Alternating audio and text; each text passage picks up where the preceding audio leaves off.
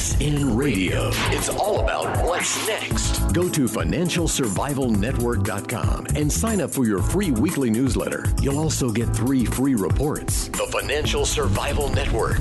It's all about what's next.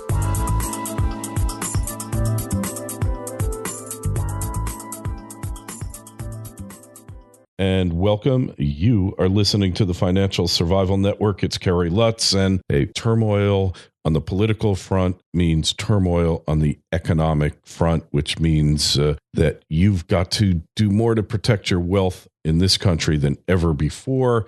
And when we're talking about turmoil on the political front, nobody's captured that better than John Sullivan. You know him well. He's director of 2 excellent movies dealing with the subject. One is America. The other is 2016. And John, welcome to the show. Oh, thank you for having me on, Kerry.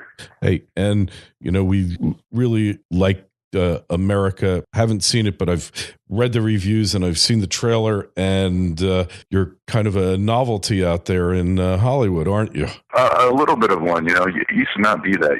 Some of the greats like John Wayne and Jimmy Stewart and, of course, Ronald Reagan came on more from a conservative standpoint. But, yeah, being out here in Hollywood and actually thinking about fiscal responsibility is a good thing, and that, we should be tapping our energy resources here and things like that does kind of put me a little bit afield of kind of most Hollywood people. Yeah, but the good thing is that the traditional means of distribution and the way that you finance projects in Hollywood, that's all kind of been blown to bits, and now it's been opened up and really made a lot more accessible to people of all stripes, right?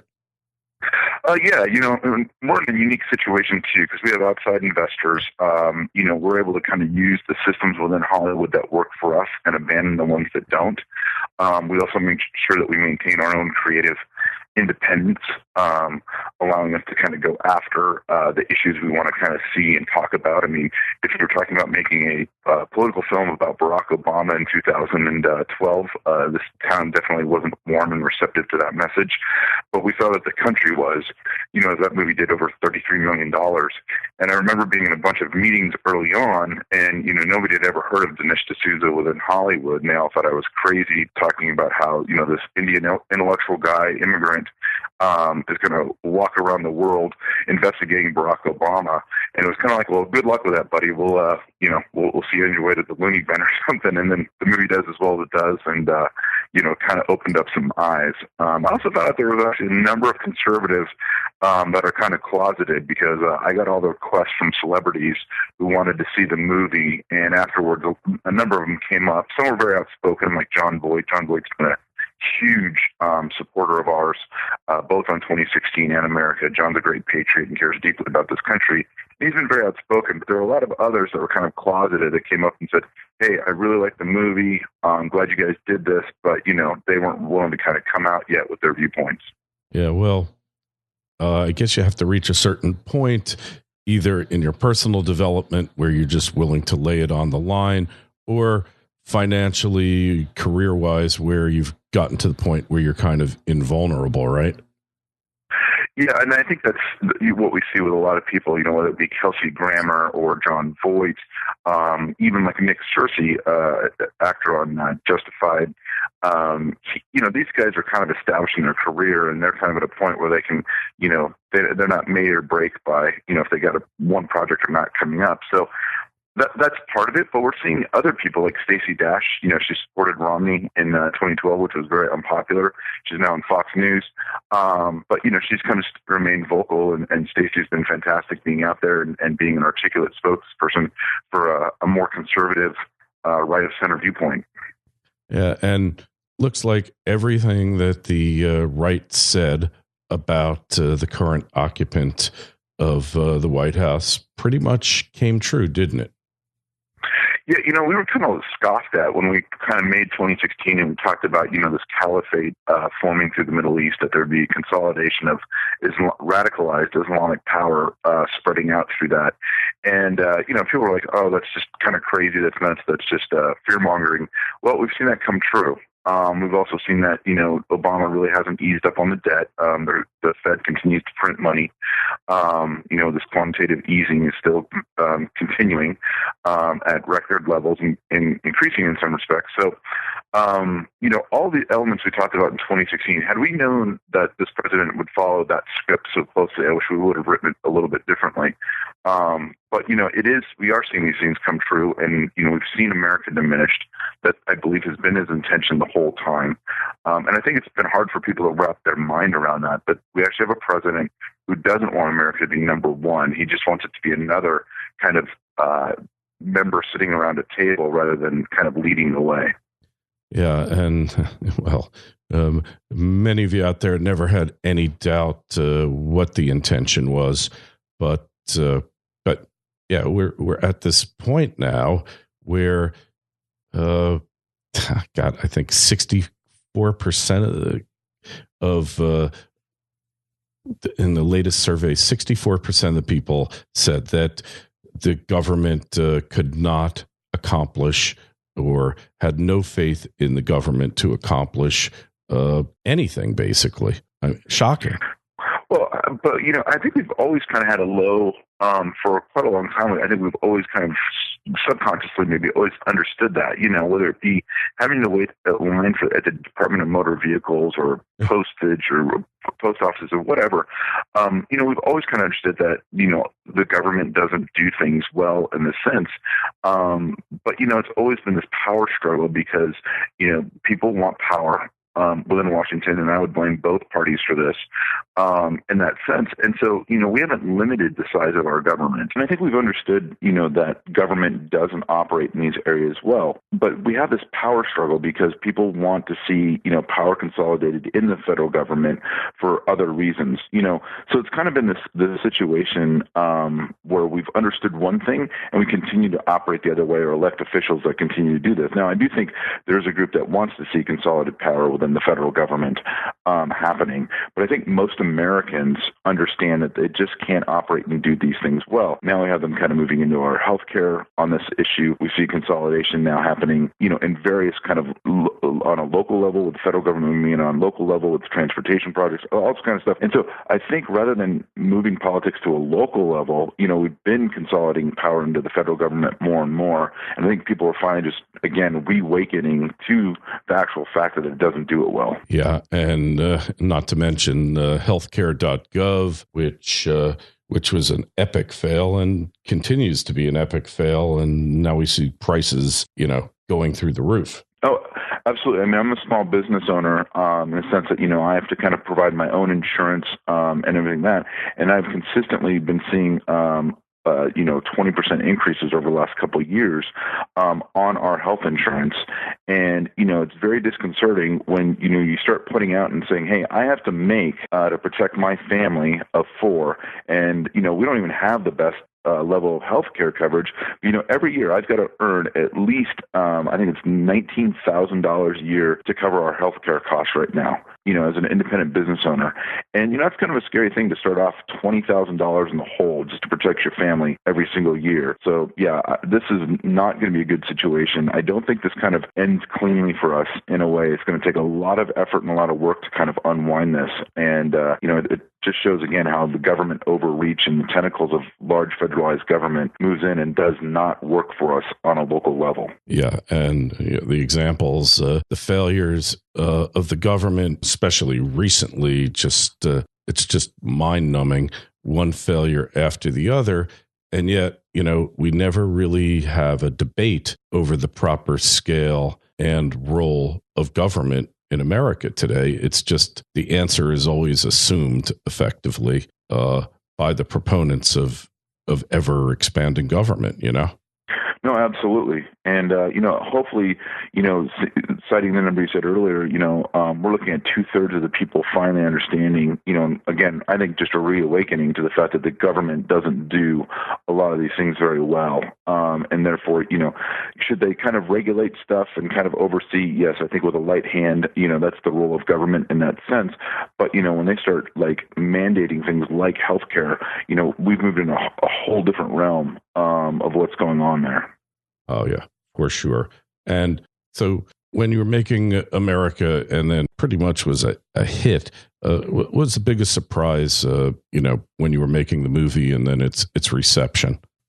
I think the biggest surprise for me is we kind of tapped into something. And when you make a film, you never know how it's going to always connect with audiences exactly. And really part of America is looking back and saying, look at, we kind of ask a big question. Has America been a force for good or a force for evil? It's not an easy question to answer. It's a big question, and it's not always one or just the other. But we've had this narrative, particularly on our college campuses, that America's the bad guy. And this really comes out of kind of the Vietnam protests, that generation of baby boomers moving on and becoming professors, being radicalized at young ages, and then really kind of telling this shame narrative of America. America's been the bad guy from, the landing of Christopher Columbus all the way through to, present day. America's been the bad guy in the world. In fact, I think there was just recently, I think it was at Harvard, they asked, what's the problem, America or ISIS? And most respondents said America, of college students. So this is coming from somewhere, and we wanted to kind of look at that. So what we did in America is we looked at these big critiques, of theft. Did we steal the land from Native Americans? Did we steal the labor of African Americans that were brought over here in this way? Do we steal wealth today? Is the 1%, robbing the 99%? So we kind of go through these various points through the movie, one by one in rebuttal. But what we really kind of noticed was that there was one person who's really responsible for this by the name of Howard Zinn. And coming up and having people afterwards saying, my kid went to school, they read Howard Zinn, and now they hate, we can't have a civil conversation at the Thanksgiving dinner table. They hate all the values they were raised with. And it was the People's History of the United States is the book Zinn wrote. I had to read it in college back in the 90s. And this actually is now going on its second generation of creating what we call this shame narrative about America. And it's all for a political angle and for political means. It's not objective history. So I think having people and families come up to me afterwards of seeing the movie and saying, thank you for making this. I can show this with my kids. I'll sit down with that. That was probably one of the more surprising things in that. I think the other surprising thing is to realize how far back the connection with Hillary Clinton and Saul Alinsky, the community organizer, that Barack Obama went to work for, his organizations in Chicago. But the connection to Hillary Clinton actually happened when she was a teenager. And I think that also surprised me. I didn't understand all of those connections in the Chicago area that we kind of bring out in America. Yeah, the Chicago Democratic Party, got their start with Al Capone and rum running and prohibition, and Chicago has never had honest government since, and Lord only knows when they will.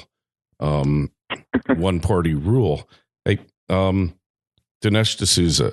Okay, one could draw an inference if one was prone to conspiracy theories, which of course we're not, but shortly thereafter he became a target of federal prosecution.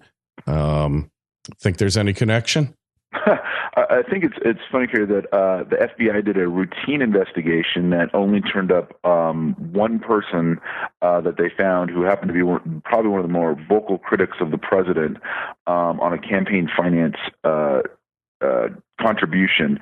And so, for me, I'm not kind of prone to conspiracies, but I definitely know enough about this case to believe that pressure was put on, and there was, I believe, selective prosecution in this situation. And Eric Holder, soon to be former Attorney General of the United States, he's a fair man, and he certainly wouldn't single out enemies of President Obama, would he?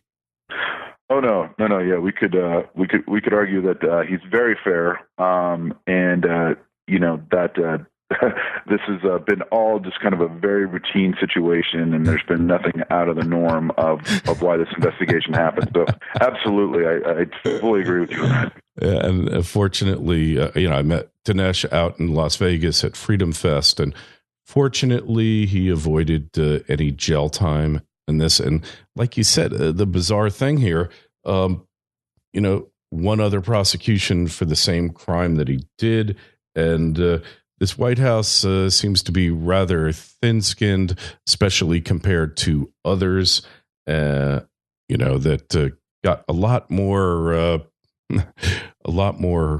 criticism, and, you know, whether it was deserved or not, history can be the judge of that. So, movies, as far as, you know, being distinctly American, a part of American culture here, they really kind of hit home in some ways better than any other type of social criticism that you could provide. And, you know, you go back to these Vietnam era movies, especially long after the war, like, you know, Apocalypse Now, Full Metal Jacket, and they really portray the United States badly. And, you know, this could be that kind of movie that really becomes a hallmark of the current era. You know, any thoughts about how history is going to regard this era of the U.S.? Yeah, I think it's going to be noted as the time of the American collapse, honestly, or decline. I mean, this is kind of signifying it, you know, as far as single country economies, you know, this hasn't got a lot of news, but China, by the IMF standards, China passed us, I believe it was 10 days ago, almost 2 weeks ago now. And it just kind of didn't even make the news, you know, in this situation. So I think we're going to see that this era is going to be seen as the time when, you know, either the pause button was pushed and America started to decline and we have to rebuild it back up like Reagan did after Carter. And hopefully that does happen. Or this is going to be the point that it's seen as the triggering point of America's decline. And I think it's going to be not exactly a collapse. I think a lot of people are talking about collapse. I think it's going to be more a system of entropy, and we kind of move more into kind of like just being a France type of situation. You know, it's kind of like you're a major country, but you're almost kind of irrelevant to some degrees. And we're seeing this. I mean, as China is going to grow on its way to a $22 trillion economy within another probably 6 years, you know, that significantly dwarfs us, and we're not even growing at, you know, about 2% a year. So I think on an economic level, that's kind of already happening. And, you know, I just don't think even the criticism's been laid at this president's feet harsh enough on that happening. We could still be the number one economy in the world in that way. And so I think that's going to be kind of the legacy we see in this era. And it's, you know, our efforts have been trying to bring people around to understanding that. And that I think the other big part we've tried to really bring out for people is that this is not by accident. It's not a situation that this just slipped away from us, but that actually was an intentional move to decline, not one that just kind of happened by chance. Yeah, I think you're correct on that score for sure. You see, because we know the prescription here, right? We know it's cutting back government, cutting it way, way back, getting rid of regulation, and cutting taxes way back. Because right now, when you factor in all levels of government, they're consuming more than 50% of what the U.S. produces. And history proves that that is a prescription for decline and debasement, and you put in the debt and the debasement of the currency and all these factors, and of course any country is going to decline. Just look at Western Europe and what's going on there. Mm-hmm. Right. No, absolutely. And I think another thing this gets kind of a little bit off into the weeds, Kerry, but I think is like, we don't have 10-year treasury bills anymore. If you look at this, you know, we're reselling our debt on basically 6 to 12 months every year now. There is no long-term viability for the United States credit-wise either. It's a short-term situation. So this is going to be very problematic in the future. And I think when we move on this level, that we're reselling, you know, somewhere in the neighborhood between $7.5 to $9 trillion in debt every year. This way, at some point in time, somebody's going to balk. No country can keep printing money the way we do and not have consequences consequences with it. And so I think we need to start really kind of, unfortunately, like I said, that gets off into the weeds for most people. And that should actually be a conversation that should be around a dinner table, because that's our kids' future, our grandchildren's futures, that we're betting on right there and mortgaging away, in that sense. And so I think this is that moment in time where, we've got to take the reins back. Otherwise, we are going to be in a world of hurt. Our kids are going to be in a world of hurt. That generation is going to be hurting for a long time, to get out of this debt that we have right now. Yeah. And you're so right. But economics, we've been dumbed down. We've been the beneficiary of being the world's reserve currency since post-World War II. And that's really enabled the country to paper over a lot of glaring inadequacies in education, in industrial production, and in so many other aspects of society. Can just borrow the money and we can print it, and nobody's any the wiser. But like you say, with what's happening with China, not that their path is paved with gold, and really, people would rather watch reality TV, which isn't real, than face the facts, right? Yeah, exactly. And it's not that, people can't get it. I have twin 11-year-old girls. One of their favorite shows to watch is Shark Tank. They get free market economics and the fact of, why these people are going in for investments, how that would affect, a business they're starting, what they would be using the money for, how you value a company. And they're 11 years old and they're getting this. And I don't think they're extraordinary in that well. I'm a proud parent, but I think this is something that honestly can be taught to a 10 or 11-year-old, but we've dumbed down everything so much in our society that we can't even turn this stuff around. Like, how do you operate a business? It used to be that kids would go out and start a lemonade stand, or they would start working at an early age, and so they understood it as they grew up. I think that's part of the World War II generation that came out of the Depression and everything else, was kids had to work at a young age. And I'm not advocating for child labor here or anything of that nature, but I'm advocating for kids understanding how the world works, so that when they grow into their adulthood, they have an immediate understanding of like, hey, this is not right, versus we have college kids that have no clue how our economy works. And I believe it's quite honestly, a lot of times it's on purpose in this way. Yeah, exactly. And hey, just tell us, John, where we can order the DVDs on the movies, where we find out more about you and the movies. Yeah, you can find us at americathemovie.com. Again, that's just www.americathemovie.com. You can order a DVD from there. It'll be available on October 28th in stores. So if you go to like Walmart or Target or Amazon online too. And also on our website, we have a lot of material. Or go to DineshD'Souza.com, and you can get postings by Dinesh, updates from Dinesh and what he's doing on that, and also order the DVD from there too. All right, excellent. And you'll find the link on FinancialSurvivalNetwork.com.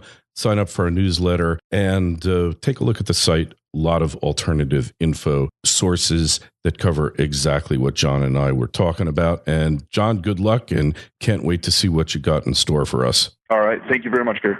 FSN Radio. It's all about what's next. Go to FinancialSurvivalNetwork.com and sign up for your free weekly newsletter. You'll also get 3 free reports. The Financial Survival Network.